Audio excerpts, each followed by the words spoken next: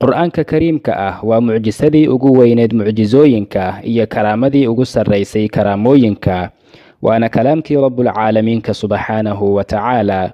balse arrinta la yaabka leh ee in badan oo dadka ka mid ah aysan ogeyn ayaa waxay tahay in alle subxaanahu wa tacaala qur'aanka ka masixi doono kutubta iyo dadka qalbiyadoodaba. dadku ma awoodi doonaan inay akhriyaan qur'aanka maalinkaas wixii ka dambeeya, mana awoodi doonaan inay ka xasuustaan hal aayad oo ka mid ah aayadaha qur'aanka kariimka ah. balse goorma ayuu arrinkaasi dhici doonaa? maxaa sababi doona in alle subxaanahu wa tacaala intuu caroodo gebi ahaanba kutubta iyo dadka qalbiyadoodaba ka wada masixi doono qur'aankiisa oo ka kor yeeli doono? miyuu dhow yahay maalinkaasi? dadkasi xaalkoodu siduu noqon doonaa maalinkaas? dhegaysi wacan. balse ka hor inta aanan bilaabin, haddii aad nagu cusub tahay fadlan ha iloobin janalka inaad sabskribe saarato si aad inoo dhiiro geliso, gambaleelkana furo si ay kuu soo gaaraan muuqaaladeena xiga. aakhiru zamaanka waxaa dadka soo mari doona maalin qur'aanka intay kala furaan ay arki doonaan iyadoo dhammaan bogagiisu ay faaruq yihiin oo aysan ku qornayn hal kalimo, oo aadba mooddo inaysan weligeeda waxba lagu qorin. markaas bay la yaabi doonaan wixii ay arkeen, kadibna waxay soo qaadi doonaan musxaf kale, markaas bay arki doonaan isagoo sidoo kale aysan ku qornayn hal aayad ama hal kalimo. waxay la tacjubi doonaan wixii dhacay, kadibna waxay isku dayi doonaan inay kor ka akhriyaan wixii ay ka xafidsanaayeen. markaas buu hadalku ku dhegdhegi doonaa oo ma awoodi doonaan inay ka xasuustaan hal aayad oo qur'aanka ka mid ah. waxay dadku soo wada istaagi doonaan iyagoo wada yaaban oo aad u argagaxsan, waxayna ku baraarugi doonaan in alle subxaanahu wa tacaala qur'aankiisa ka wada masaxay suxuftooda iyo qalbiyadoodaba. can cabdullaahi bni mascuudin qaal: أكثروا تلاوة القرآن قبل أن يرفع. قالوا: هذه المصاحف ترفع فكيف بما في صدور الرجال؟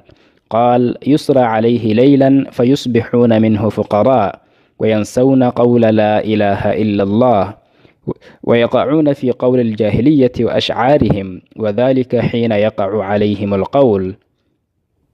عبد الله بن مسعود ayaa waxaa laga wariyey in uu yidhi: badiya akhrinta qur'aanka ka hor inta aan la kor yeelin. waxay dhaheen: waa yaabe haddii masaaxifta laga kor yeelo, ka waran wixii ku jiray dadka qalbiyadooda. wuxuu yidhi: habeen qura ayuunbaa laga wada masixi doonaa. waxay waabariisan doonaan iyagoon waxba ka haynin, waxayna halmaami doonaan qowlka laa ilaaha ila allah, waxayna ku dhici doonaan qowlkii jaahiliyadda iyo shacaa'irteeda. waxayna arrintaasi ku dhici doontaa markii qowlku uu ku dhaco. qowlka la sheegayana waa midka aayaddan ka mid ah qur'aanka kariimka ah lagu sheegay: waidaa waqaca alqowlu calayhim akhrajnaa lahum daabbatan min alardi tukallimuhum ana annaasa kaanuu biaayaatina laa yuuqinuun. wuxuu alle subxaanahu wa tacaala aayaddan ku yidhi: markii dadku ay mutaystaan qowlka oo loola jeedo cadaab ama caro alle subxaanahu wa tacaala, waxaan dhulka uga soo saari doonaa daabaddaasoo dadka la hadli doonta oo u sheegi doonta in ay yihiin kuwo aanan rumaynin oo aanan ku camalfalin qur'aanka kariimka ah, iyo in ay yihiin kuwo aanan raacin waddadii nebi muxamed sala allahu calayhi wasalam. qur'aanka koryeelidiisu waxay noqon doontaa markii daabaddu ay soo baxdo kadib, taasoo ka mid ah calaamadaha qiyaamaha kuwooda ugu waaweyn. waxay daabaddaani soo bixi doontaa aakhiru zamaanka markii dadku ay wada fasahaadaan oo ay ka tagaan awaamiirtii alle subxaanahu wa tacaala, oo qofkii islaamaya uu islaamay, wixii gaaloobayana ay gaaloobeen.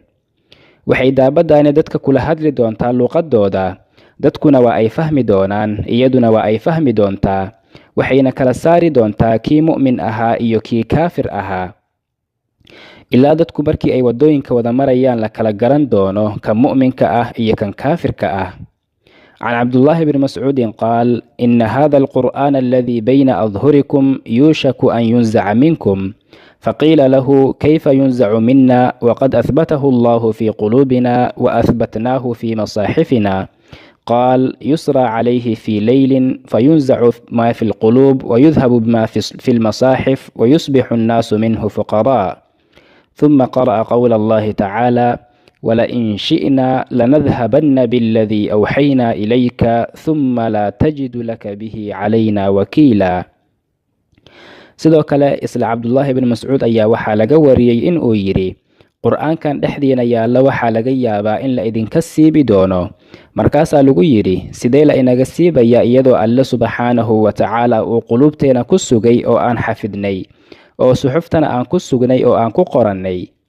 Wuxuu yidhi, habeen unbaa lagu soo degi doonaa, markaasaa quluubta laga wada siibi doonaa, kutubtana laga wada masixi doonaa, waxayna dadku waabariisan doonaan iyagoon waxba ka haynin. kadibna wuxuu akhriyey qowlkii alle subxaanahu wa tacaala ee ahaa, walain shi'naa lanadhabanna biladii awxaynaa ilayka huma laa tajidu laka bihi calaynaa wakiila. balse waxay dadka qaarkii isweydiinayaan, goorme ayay dhici doonaan waxaasoo idil? goorme ayaana qur'aanka la rafcin doonaa? waxay culimmadu sheegeen qur'aanka koryeelidiisu in aysan dhici doonin ilaa dhulka laga waayo hal qof oo mu'min ah. waxaa dhulka isugu soo hari doonaa khalqiga alle kuwa ugu sharta badan, kuwaasoo korkooda uu ku dhici doono qiyaamuhu. waxayna arrintaasi dhici doontaa aakhiru zamaanka, kadib markii qorraxdu ay ka soo baxdo galbeedka. waa xilli qofna iimaankiisa uusan waxba u tari doonin haddii uusan rumaynin xilligaas ka hor. waxaa qur'aanka laga koryeeli doonaa quluubta iyo masaaxiftaba, waxayna taasi ka mid tahay calaamadaha muujinaya in dhicidda qiyaamaha uu aad u dhow yahay.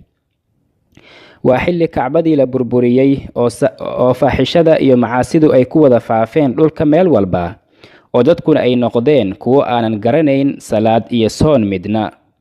waxayna dhihi doonaan, waxaan maqalnay aabbayaasheenna iyagoo dhahaya laa ilaaha ila allah, waana kuwo aanan waxba ka garanaynin islaamka. kuwaas ayaana noqon doona kuwo uu qiyaamuhu ku dhici doono. wuxuuna nabigeena salawaatu rabbi wasalaamuhu calayhi inoo sheegay in adduunyada ay soo mari doonto waqti dhulkaba laga waayi doono cid tiraahda laa ilaaha ila allah. wuxuu yidhi calayhi salaatu wasalaam, bada'a alislaamu ghariiban wasayacuudu ghariiban kamaa bada'a fatuuba lilghurabaa. wuxuu islaamku ku bilowday isagoo ghariib ah, wuxuuna ku laaban doonaa ghariibnimada. waxaa wanaagsanaaday oo nasiib badnaaday dadka xilligaas islaamnimadooda ku dheganaan doona. balse muxuu alle subxaanahu wa tacaala u koryeeli doonaa qur'aankiisa oo dadkana u halmaamsiin doonaa aayadihiisa? wuxuu alle subxaanahu wa tacaala u qiiroon doonaa diintiisa iyo kalaamkiisa oo uu ku soo dejiyey dadka, markii dadku ay ka wada haajiraan qur'aanka kariimka ah oo ay kalaamkii allena subxaanahu wa tacaala iska dhegatiraan oo la waayo axad akhriya oo xafdiya aayadihiisa. wuxuu alle subxaanahu wa tacaala dadka ku ciqaabi doonaa in uu mucjisadiisa kala laabto oo uu ka kor yeelo ilaa iyo qiyaamaha.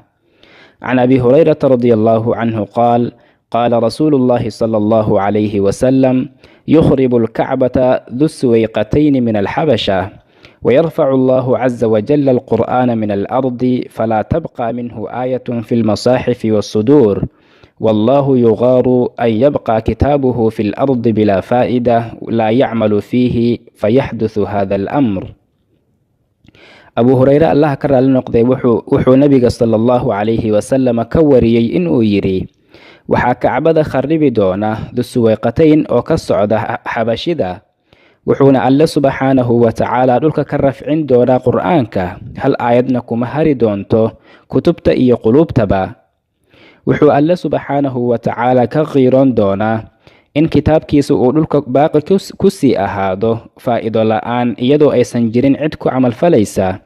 markaas buu arrinkani dhici doonaa. haddaba waxaa inalaga gudboon in aan ka faa'iidaysanno inta uu qur'aanku joogo dhexdeena oo aan u kacno akhrintiisa iyo xifdintiisa ka hor inta uusan imaanin maalin aan ka shallayn doono ka tegiddiisa, maalinkaasoo aan ku tamanin doono akhrintiisa balse aanan awoodin in aan akhrinno. allaahumma ajcal ilqur'aana rabiica quluubina wa nuura suduurina.